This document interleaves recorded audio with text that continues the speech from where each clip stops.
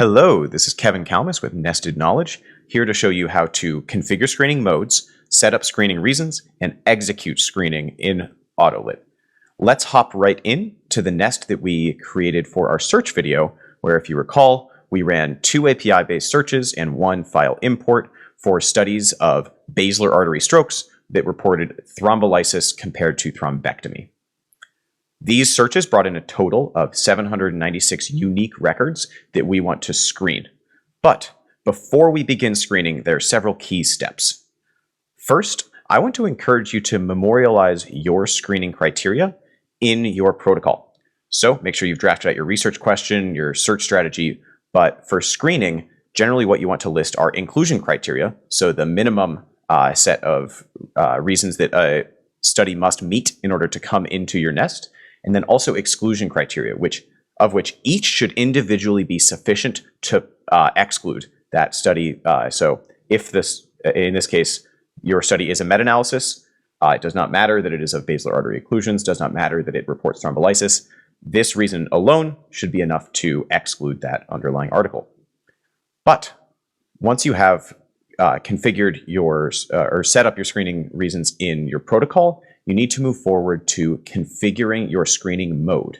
And while this can be changed on the fly once you've begun screening, we strongly encourage that you set this up at the beginning because there's a chance that you may lose data if you switch between certain screening modes. To change screening modes, go to the settings page, and you must be an administrator to do so. Go to the settings page, and under screening, you have 4 modes that you can choose.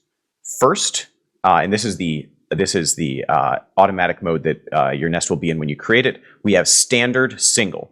That means that every study will only be viewed once, and or will only be included or excluded once, and it will be done by 1 reviewer.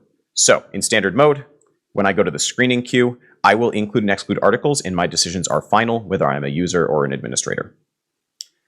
I can also set up 2-pass mode. And if I'm in 2-pass single mode, that means that, and you can see this change in the menu over on the left, that means that each underlying record must be screened twice. First at abstract level, where it is either excluded or advanced, and second at full screen level, where any article that was advanced is then either excluded or included.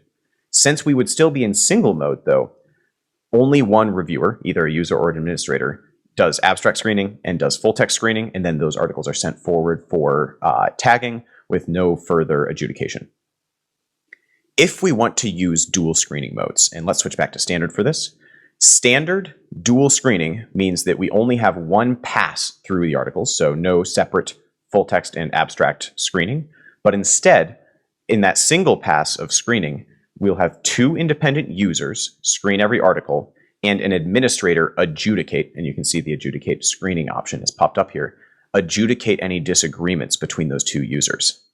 This is also available for 2-pass mode, so if we configure 2-pass dual screening, then that enables us to have both abstract and full text screening with 2 users completing abstract screening, followed by adjudication of disagreements. And then at the full text screening level, there will again be 2 users screening every article with an adjudicator determining or adjudicating any disagreements between those underlying users for the full text step. So in brief review, you can either have screening in 1 step or in 2 steps by either 1 reviewer or by 2 reviewers with third-party adjudication. We also have several other modes that you can employ, and or several other wrinkles on these modes that you can employ. Notably, for both standard dual and for 2-pass dual screening, you can choose to employ our robot screener.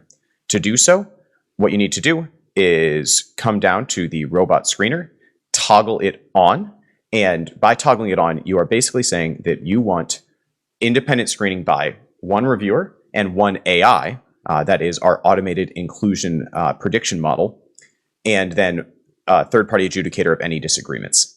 If you turn this on, the robot screener will only kick in once you reach a certain number of articles screened, and it will learn from the metadata and from the abstract content of the underlying studies that you've queued for screening, and every time you include or exclude, it will learn a little bit more about the types of studies that you are seeking. If you use Robot Screener, every single robot decision will, of course, be compared against a human decision, and the third party will have the opportunity to adjudicate. Lastly, you can hide the automated prediction model from reviewers while they are screening. Otherwise, we will actually expose those probabilities of inclusion or exclusion to the reviewer as a way to inform them about our model's predictions with respect to any article. And in fact, that inclusion prediction model will also be automatically ordering studies by from most likely to be included to least likely during the screening process. We'll also cover import screening in a separate video. But having covered the configuration of screening modes, and again, in brief review, there's standard single, standard dual, two-pass single, and two-pass dual modes, where Robot Screener is available for dual modes.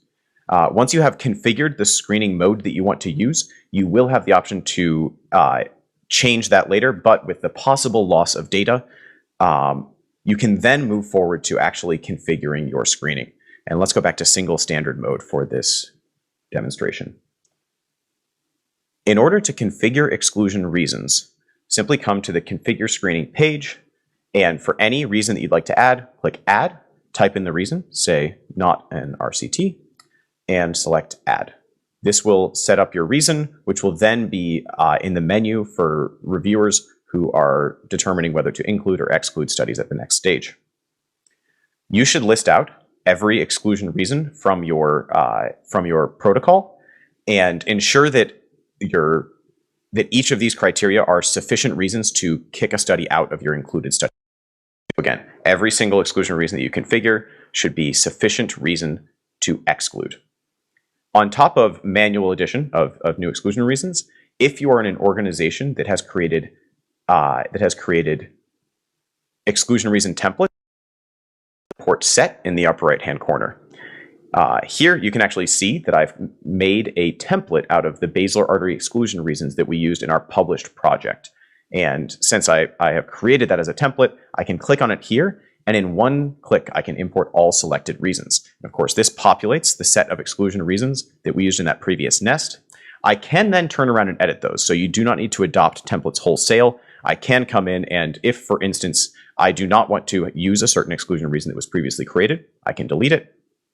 Or if I would like to edit it, say if I want to clarify that in vivo means an animal study, I can edit any reason as well. The last wrinkle on exclusion reasons themselves is that we do have a specialized reason for signaling no full text. This is because the Prisma diagram, which reflects the flow of studies through your nest, and I can actually go and show that very briefly, has separate steps for identifying abstract exclusions and for full text exclusions, and also has a step for full text articles that were sought but not retrieved. And if you want to create a specialized reason that will populate reports not retrieved, then in Autolit, under Configure Screening, all you need to do is create such a reason and toggle it to signal no full text. Every article that is excluded for this reason will be reflected in the appropriate Prisma category. It is not required that you use a no full text reason, but this is an additional functionality that's available to ensure that the Prisma diagram fully reflects whether or not you were able to find the full text for underlying articles. Additionally, when you're screening, you may want your users to be able to view a list of keywords. So for instance, this is a basilar artery nest, so we may want to add basilar artery as a keyword. We may similarly want to look for thrombectomy and thrombolysis. And every keyword that I add here will be underlined in the abstracts of every article that comes through the screening queue.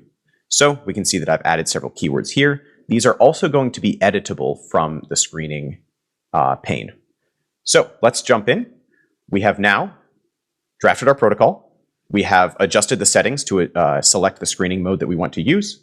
We have configured our screening reasons from a template, and we have added keywords. We can now jump in and screen. And you can see here that I am presented with the abstract of underlying articles. I can also see that my keywords have been underlined. If I'd like to edit them, I simply need to click here and add or edit keywords.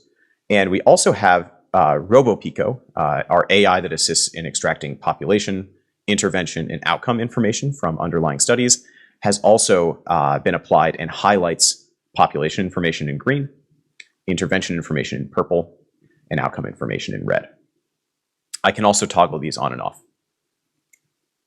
My task in screening is to read this abstract and determine whether my exclusion reasons apply. I can search this list of exclusion reasons, or I can select them directly. So if I know that this is going to be excluded for being published before 2014, I can simply select that reason and it will exclude the article of interest.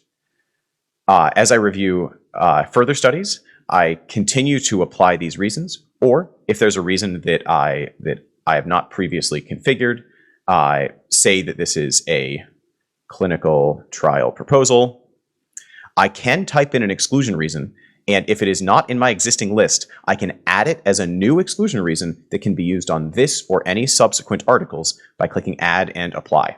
That will create that as a new exclusion reason that is going to be available on subsequent articles and apply it to the article of interest. If, on the other hand, a study is includable, all I need to do is select Include, and this will move it forward to the next stage of screening. Once I have enough screening completed, our inclusion model will kick in and give you automatic predictions with respect to the rate at which any given article is expected to be included in your nest. And I will show you what that looks like in an existing nest with screening underway. If we enter our basilar artery nest, once you have completed screening, this model will be able to be trained at any point. It will look at included articles, excluded articles, and unscreened articles, examine their metadata, examine their abstract content, and then it will give you not only a optimal threshold for robot screener, it will also provide you with a receiver operating characteristic curve, which gives the rough accuracy of its assessments, and also will provide a histogram of the frequency of different inclusion probabilities across unscreened, included, and excluded articles. I believe that covers everything you may need to know for screening. I will simply also note that you can always use the history and the comments features while screening to ping your users or administrators to communicate about different screening decisions, but the final set of studies that will be moved forward to the tagging phase depends on selecting Include for any given set of records.